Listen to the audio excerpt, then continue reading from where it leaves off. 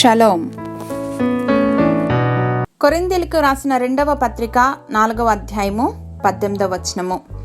2 Corinthians chapter 4 verse 18.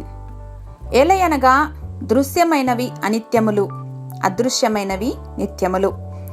Since what is seen is temporary, but what is unseen is eternal.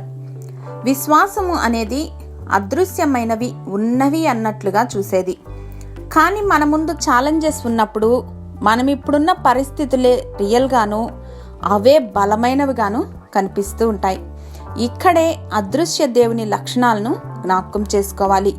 దీనికి మనం చేయాల్సింది, మనం నిరీక్షిస్తున్నది మన కళ్ళ ముందు సాక్షాత్కరించిన రీతిగా మనం నమ్మబద్దులం. ఎందుకంటే ఆ రాబోవు మహిమను మనకు వాగ్దానము చేసినది సాక్షాత్తు మన సృష్టికర్త. ఆయన ఎంతైనా నమ్మదగినవాడు. హల్లెలూయా.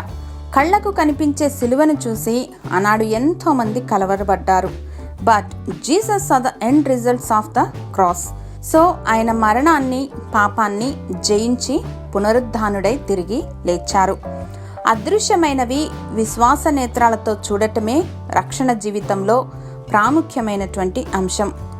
ఇదే ఈ లోకంలో సంభవించే శ్రమలను సైతం ఎన్నతగినవి కావని నిశ్చేతకు రాగలిగిన రీతిగా మనల్ని ధైర్యపరుస్తుంది. Jesus is the Lord for all. దేవుడు తనను ప్రేమించే వారి కొరకు దాచి ఉంచిన మేలు ఎంతో గొప్పది. విశ్వాసముతో స్వతంత్రించుకుందాం.